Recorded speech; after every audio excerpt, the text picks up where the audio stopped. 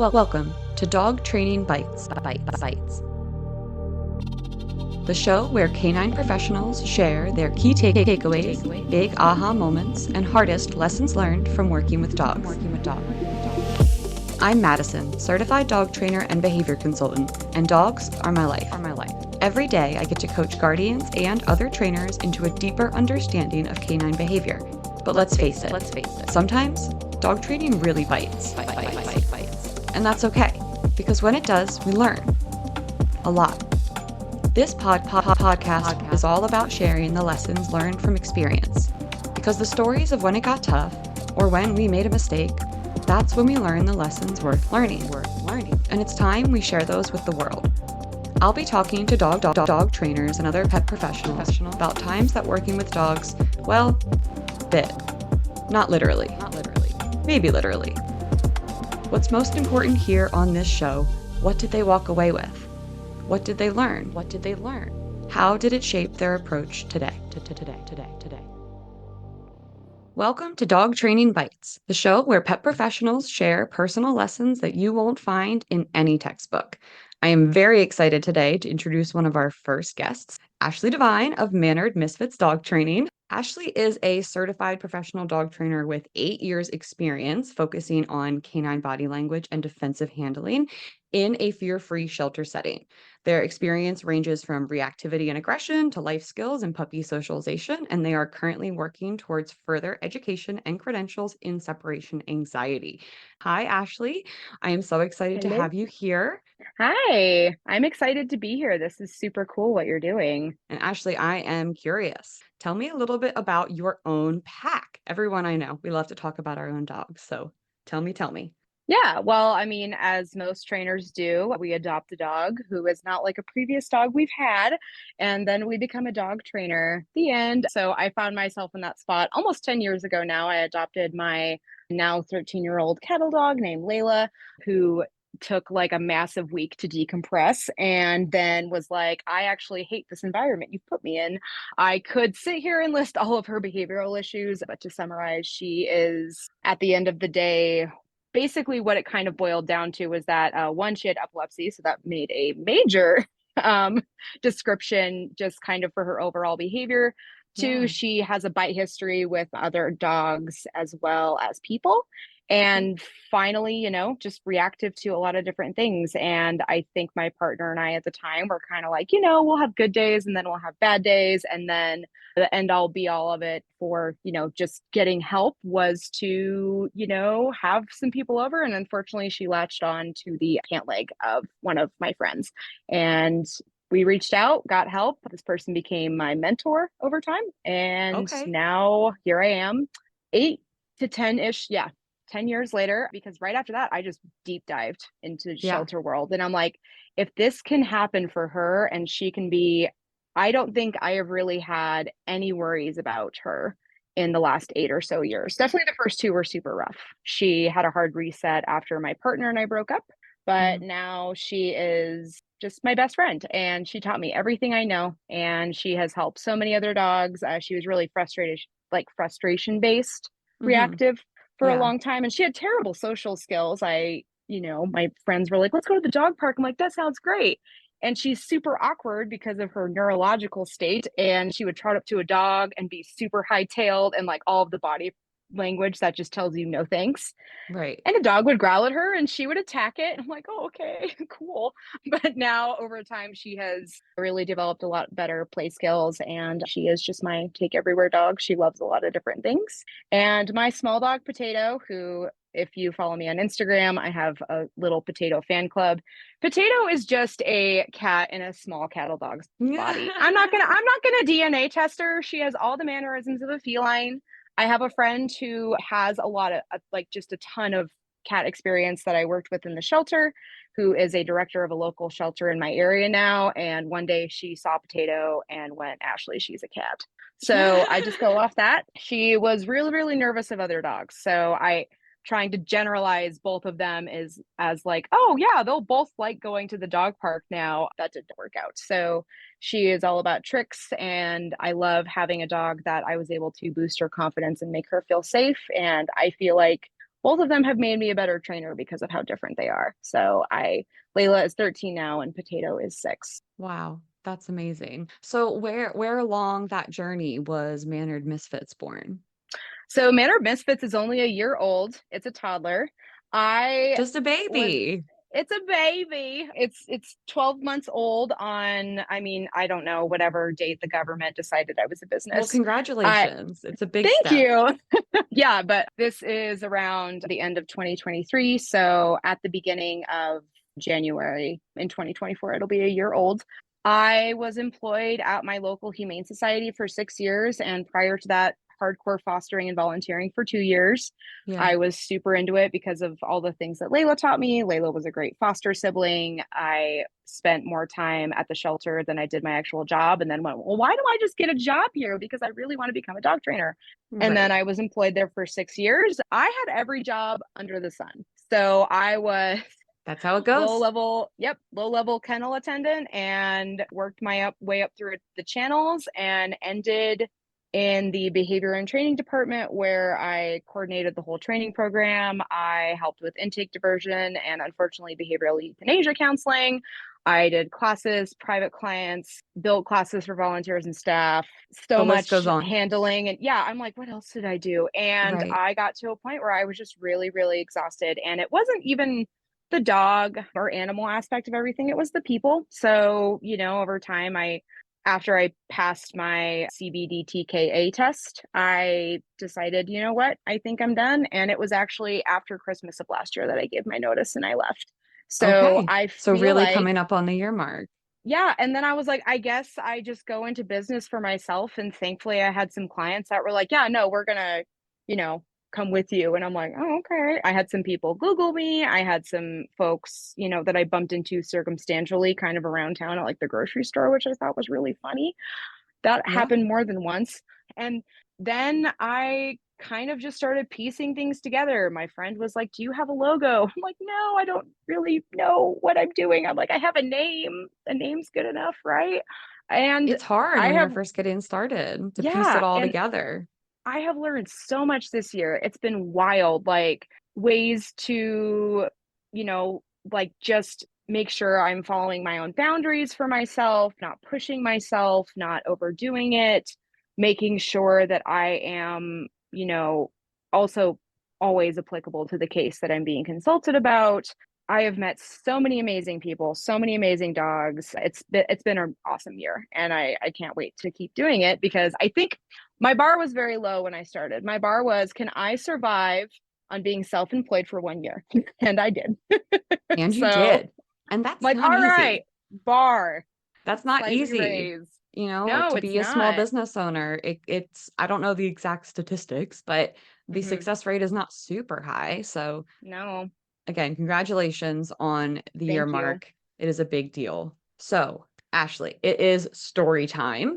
I have my imaginary popcorn right here, and I'm Perfect. excited to be doing the listening instead of the talking on this one. Sweet. So, story time. So I wanted to kind of talk about, I think it's what you're doing is really cool because you're providing resources and troubleshooting for dog trainers just like me who are sometimes looking for more creative ways to help their clients and help the dogs that they're working with. Yeah. I drill into just about every, new green, or I have interest in becoming a dog trainer, that volunteering or fostering dogs through a shelter or rescue will give you so much behavioral knowledge that I feel like most textbooks don't really, like, it's one thing to be in it, it's another thing to be sitting and reading about it and like taking a quiz on it. I felt like the shelter opened my eyes to so many new ways to help dogs and so many behaviors I had never seen before, and I may have never seen before had I not been there. Yeah. I The most common age that a dog is surrendered at the shelter is 6 months to 2 years, so Mhm. adolescence. And I, excuse me, I always felt like those were the dogs that I was getting in, like, inquiries to work with. And I dealt with just about everything behaviorally. My first case that I shadowed with my mentor at the time was inner household dog aggression, where the people had double baby gates stacked on one side of the other and then anchored into the walls. And that was my Wow. first case that I shadowed. And I went, holy F, like that's a lot. But, it kind of gave me more of a broader perspective than just, we have to teach puppies how to sit. I started You got thrown into the working. deep end. I Yeah, well, I mean, what at the shelter you do, it's like, "Hey, can you do this too? By the way, can you just have another expertise that you do?" And you will Yeah. get so much experience. But what I really loved is I learned how to keep myself safe Mm-hmm. before I potentially got into that situation with the client's dog. Yep. And that has only thankfully happened to me about once or twice this year working with clients' dogs. Just, sometimes things happen, but able to mediate the situation very, very, quickly. And Yeah. I don't think I would have been able to do that had it not been for my career there. And there are so many ways that I'm desensitized to things. Like sometimes I think just now I'm now getting my startle response for when dogs bark back again. Oh, Because every yeah. morning it's like I started my day just walking through the barking kennels, like, yeah, another day. Like I just completely mute to it. And sometimes when my clients' dogs are barking and I'm still trying to talk, I feel like they get more frustrated than I am. I'm like, whatever, it's why I'm here. But I feel like at the end of the day, working with dogs who have so many different types of genetics and temperaments is what I really, really, really loved. I met dogs who, lived outside and were farm dogs. I met dogs from Yeah. hoarding and cruelty cases. I met Mm-hmm. dogs who, on the very low percentage end, were just unfortunately like idiopathic aggressive, like just completely aggressive genetically. I also got a really great idea on cat behavior and body language and just so many different things. So, one of my biggest things that I learned there was just how important it is to meet basic needs for Mm-hmm. dogs and Yeah. look at their overall stress levels. And because at the end of the day, none of those dogs are having their needs met. And working with them in that context, it's not even really about like, sits and downs and stuff. And sometimes we would get dogs who were like, oh, yeah, I love food. I've had basic training. What do you want to see? I have all these, basic behaviors like a sit or a shake or whatever. And I would also meet dogs who had those skills, but they were so frustrated to the point where I could prioritize exercise for the morning and I could bring them into my office and they would not rest at all. Yeah. And they were, and I'm, kind of like, okay, like I have a clerical part of my job. I got to sit down. Here's your Kong.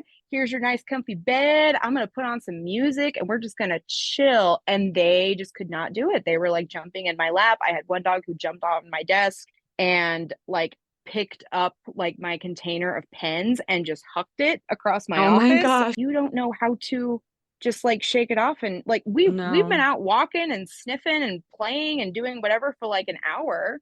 Mm. And it really, really showed me how much conditioning relaxation is so important for dogs Mm. that just don't know how to relax. So, a couple of things that I've done in the last year with my business is one, I took the original relaxation protocol done by Dr. Karen Overall in 1997 and and I made some edits to That's it. like older than a lot of trainers out there. I know. And when I was reading through it, I was like, oh my goodness, like, why have I never taken the time to look at this? Because I would get a lot of dogs that were like, they would sit down if they knew I had food, but like, when you look at a dog and you're like, you're going to pop up in like 0.01 seconds. That was Yeah. kind of just daily. So I incorporated one with, higher rates of reinforcement, followed Mm-hmm. by, hey, these are all the needs that need to be met before you even do this. Like, this is not something to just try and get your puppy to chill out because you don't Right. have time to do any exercise. I really felt like asking for behavior a lot, depending on the dog, was almost kind of moot because over time, dogs will kind of sit and settle into positions when they're comfortable.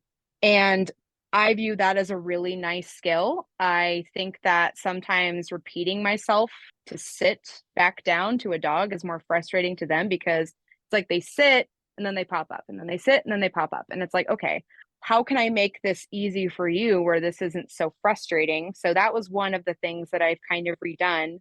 And I think I have very few dogs where I have to be like, okay, well, let's just ask for a basic sit and then we'll just reinforce highly in that position. Another thing that I have done is I actually stopped teaching conditioning leash pressure. And one of the big reasons I did that was, if you've been following me on Instagram for a while, you know that almost 2 years ago I broke my knee. Couldn't walk for like 6 weeks. It was like the best day ever when I could drive my car somewhere. I Yeah. had to relearn how to walk my dogs, and thankfully I had friends who were doing that for me, and that was really, really awesome of them. So Potato, when I started walking her again on a 6 foot leash, she was pulling because my friends were, letting her pull. And I'm like, oh my God. And also, like, I can't walk that fast. Like, I'm trying to like rehabilitate myself. Right. So I started being like, okay, I'm going to go back to basics. I'm going to teach conditioning to leash pressure. And I looked at her and she was so like upset. Like, she was so miserable. She would just shut down. Like, she's still taking food, but like, she'll eat anything. Right. So she's one of those dogs who is like, I'm upset, but I'm still going to eat this kibble. And that's just how she is. And I went, okay, what are like more errorless ways that I can teach this for a lot of dogs? Because I've had to step away from that when I'm working on like reactivity and really severe aggression, because building really solid verbal cues and good handler techniques has depleted the amount of reactions I've had or redirections from dogs. And I'm like, why do I need to have this as a skill? Because we can condition leash pressure to be like, oh yeah, there's going to be steak at the end of this if you know, handle yourself right. But what if you are stressed out by this dog or this person or like prey? And I feel like adding extra tension to that just became less worth it. So things that I've done are, I recommend longer leashes, which if you know, Yep. to just about all of my clients. I Yep. think maybe I have two that don't have longer leashes just because they don't need one. Layla is so old. She's on a 6 foot leash, but that's fine. And I feel like it's really beneficial to have what is 6 feet go from, six, like adding 2 to 4 extra feet is so like, it makes such a world of difference. Yeah. And like, dogs are going to walk a lot faster than we are. And I have felt like strengthening verbal cues, teaching my clients to rebalance their leash pressure, because, it's such an instantaneous, like, knee jerk thing. I mean, like having an aggressive dog, it's like, oh God, you're going to mess up. I can't let you do that. Get away. Yeah. And Absolutely. I definitely felt like my own leash pressure sometimes caused Layla to have reactions when she was meeting dogs, when she was reactive to kids too, and she would lunge at kids. And I would add leash pressure because I'm like, be nice, please be nice. And I'm like, okay. So all of those things started to really, really, really make sense. So those are my biggest lessons, are the things that we learn as we're training, just like learning how to train dogs basically. And our timing and our mechanics, those can be modified based on what you're seeing. And if there's inspiration that you find that is beneficial to you, try it out with your own dog or a dog you know really well and see how that skill works. I started taking the chase game from Simone Mueller's predation substitution training Yeah. and Yep. using it for leash walking. Yeah. And Makes leash like the walking a lot dog, of fun. A lot of fun for yeah, your dog. the dogs love it because I'm like, hey, if you want to pull, you can pull that way to go get that piece of food. I think Yep. there was another reel I saw where the person had a super long leash and they were tossing the food behind and then clicking every time the dog got back to position. And I'm like, this is awesome. So I felt like I saw happier dogs who were, you know, more engaged and, offering that behavior versus kind of being reminded that they had to be there. Yeah. And the dogs looked more relaxed, their body language, like they just looked like a dog that was okay with, learning a new skill versus a dog, in a training class where they're so frustrated and they're just like, my brain's not working, or they're really stressed by the environment.